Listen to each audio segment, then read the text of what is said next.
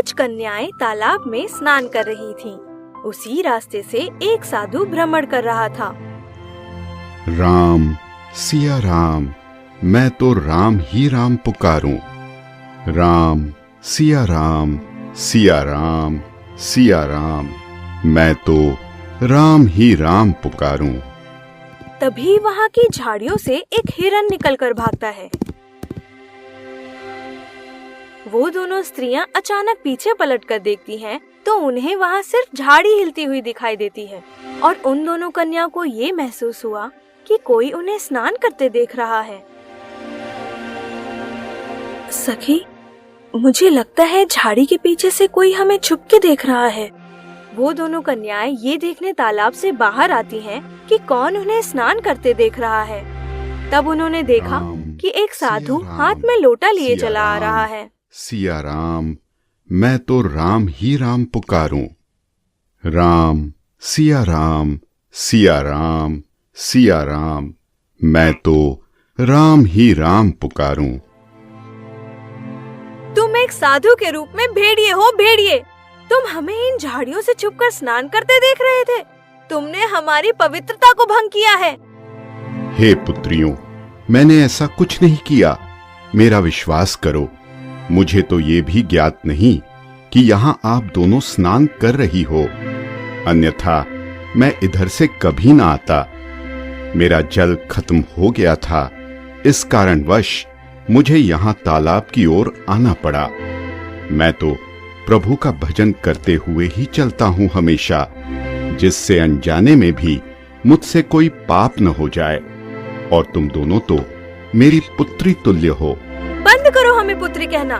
तुमने हमें निर्वस्त्र स्नान करते हुए देखा है और तुम्हें इसका दंड जरूर मिलना चाहिए। जाओ, मैं तुम्हें श्राप देती हूँ कि तुम एक हिरनी बनकर जंगल में निर्वस्त्र भटकोगे और अपने कुकर्म का फल भुगतोगे। तभी वो साधु एक हिरनी के रूप में परिवर्तित हो जाता है और जंगल में भटकने लगता है। वहीं पेड़ पर बैठा एक तोता ये पूरी घटना देख लेता है। हे ऊपर वाले, ये तेरी कैसी लीला है? उसी जंगल में एक गरीब शिकारी शिकार की तलाश में भटक रहा था। हे भगवान, आज मुझे कोई शिकार क्यों नहीं मिल रहा? क्या आज भी मुझे भूखे पेट ही सोना पड़ेगा? चलो जंगल की दूसरी तरफ जाकर देखता हूँ, शायद वहाँ कोई बड़ा शिकार मिल जाए। शिकारी जंगल के दूसरी ओर जाने लगता है। तभी उसे झाड़ियों के हिलने की आवाज आती है। अरे, लगता है वह कोई शिकार है, मुझे उसे पकड़ना होगा। शिकारी उस झाड़ी की तरफ बढ़ता है तो देखता है कि वहाँ पर वही हिरनी तपस्या की मुद्रा में बैठी हुई है। शिकारी उसे देखकर अचंभित हो जाता है। ये शिकार तो मुझे सही मिला है, पर यह हिरनी कितनी विचित्र है। मुझे देखकर न ही भाग रही है, न ही डर रही है, और इसके चेहरे पर एक अलग ही तेज प्रतीत होता है। ऐसा लगता है जैसे ये कोई मायावी जानवर हो। खैर, मुझे इससे क्या, मुझे तो इतनी आसानी से शिकार मिल रहा है। इससे अच्छा भला और क्या हो सकता है मेरे लिए। चलो जल्दी से इसे पकड़कर घर ले चलता हूँ। शिकारी उस हिरनी को पकड़कर घर ले आता है।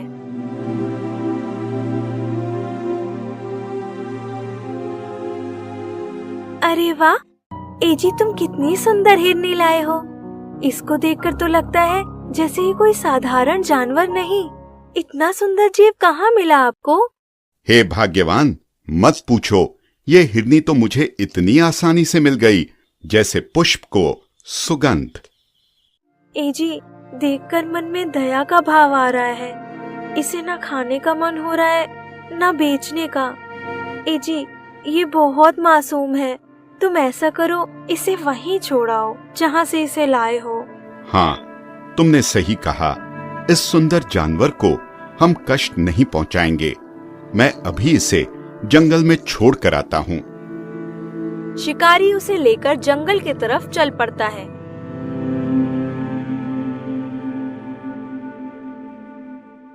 कुछ दूर चलने पर उसे एक पेड़ पर एक तोता बैठा दिखता है। निर्दोष की मदद करो, निर्दोष की मदद करो। अरे ये तोता किस निर्दोष की बात कर रहा है? निर्दोष की मदद करो, निर्दोष की मदद करो।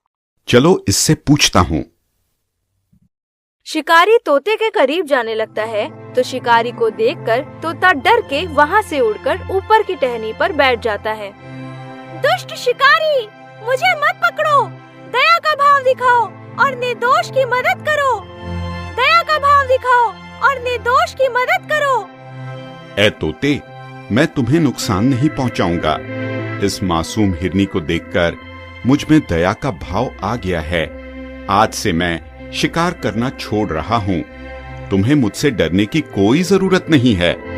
मेरे पास आओ और बताओ तुम्हें मदद की जरूरत क्यों है? जिस हिरनी को तुम यहाँ छोड़ने आए हो उसकी मदद करो। उस पर एक श्राप है, उसकी मदद करो। उस पर एक श्राप है। श्राप? कैसा श्राप? और तोता उसे उस दिन की कहानी बताता है। कुछ दिनों पहले की बात है। मैं नदी में स्नान करके एक पेड़ की डाल पर बैठा आराम कर रहा था। तभी नदी में दो सुंदर कन्याएं स्नान करने आती हैं। वो स्नान करते हुए अटखेलियां कर रही थी। वहीं कुछ दूर से एक साधु महाराज आते हुए मुझे दिखाई दिए। सिया राम, सिया राम, मैं तो राम ही राम पुकारूं। उनकी आवाज सुनकर झाड़ी से एक जानवर निकलकर भागता है। सखी, मुझे लगता है झाड़ी के पीछे से कोई हमें छुप के देख रहा है। वो दोनों कन्याएं ये देखने तालाब से बाहर आती हैं कि कौन उन्हें स्नान करते देख रहा है। तब उन्होंने देखा कि एक साधु हाथ में लोटा लिए चला आ रहा है। सिया राम, सिया राम, सिया राम, मैं तो राम ही राम पुकारूं। राम, सिया राम, सिया राम, सिया राम, मैं तो राम ही राम पुकारूं। तुम एक साधु के रूप में भेड़िए हो, भेड़िए। तुम हमें इन झाड़ियों से छुपकर स्नान करते देख रहे थे। तुमने हमारी पवित्रता को भंग किया है। हे पुत्रियों, मैंने ऐसा कुछ नहीं किया। मेरा विश्वास करो। मुझे तो ये भी ज्ञात नहीं कि यहाँ आप दोनों स्नान कर रही हो, अन्यथा मैं इधर से कभी ना आता। मेरा जल खत्म हो गया था, इस कारणवश मुझे यहाँ तालाब की ओर आना पड़ा। मैं तो प्रभु का भजन करते हुए ही चलता हूँ हमेशा, जिससे अनजाने में भी मुझसे कोई पाप न हो जाए। और तुम दोनों तो मेरी पुत्री तुल्य हो। मगर उन कन्याओं ने साधु का विश्वास नहीं किया। बंद करो हमें पुत्री कहना। तुमने हमें निर्वस्त्र स्नान करते हुए देखा है और तुम्हें इसका दंड जरूर मिलना चाहिए। जाओ, मैं तुम्हें श्राप देती हूँ कि तुम एक हिरनी बनकर जंगल में निर्वस्त्र भटकोगे और अपने कुकर्म का फल भुगतोगे। हे शिकारी, इस हिरनी को श्राप से सिर्फ एक इंसान ही मुक्त करा सकता है, इसलिए मैंने तुमसे मदद मांगी। तो बताओ मुझे क्या करना होगा? यहाँ से 3 संध्या की दूरी पर एक तिलस्मी तालाब है। वहाँ तुम्हें अपने शरीर का एक अंग काट कर डालना होगा। अगर ये श्रापित साधु निर्दोष है तो तुम्हें कुछ नहीं होगा और वो कन्या साधु का श्राप नष्ट कर सकती है।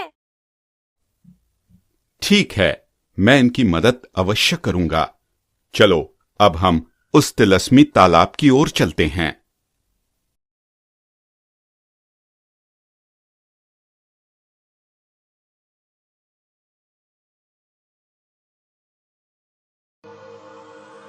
बस बस भाई, ये वही तिलस्मी तालाब है जहाँ इस साधु को तुम्हें मुक्ति दिलवानी होगी।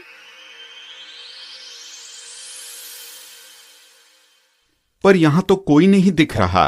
वह कन्या कहाँ है? रुको, मुझे पता है उसे कैसे बुलाना है। परीक्षा की घड़ी आ गई है, तुम्हें आना होगा। कन्या, परीक्षा की घड़ी आ गई है, तुम्हें आना होगा। तभी वो कन्या वहाँ प्रकट हो जाती है। अगर मेरा श्राप मात्र धोखा है तो ये साबित करो। चलो मित्र, अब मेरी कही हर बात सच है तो तुम्हें कुछ नहीं होगा। शिकारी अपने शरीर का एक अंग काटकर उसे तालाब में फेंक देता है।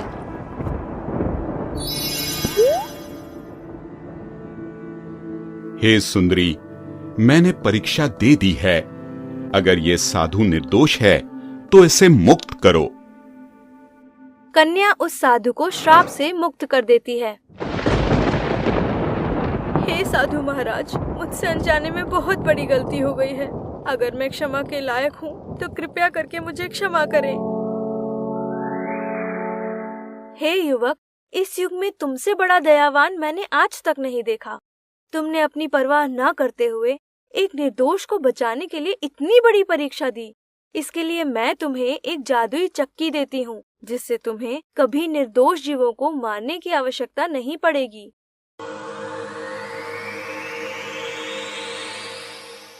शिकारी सबका भला कर घर लौटता है और अपनी पत्नी को आज की घटना बताता है। पत्नी ये सब सुनकर बहुत प्रसन्न हुई और तोते को उसने पुत्र के रूप में अपना लिया।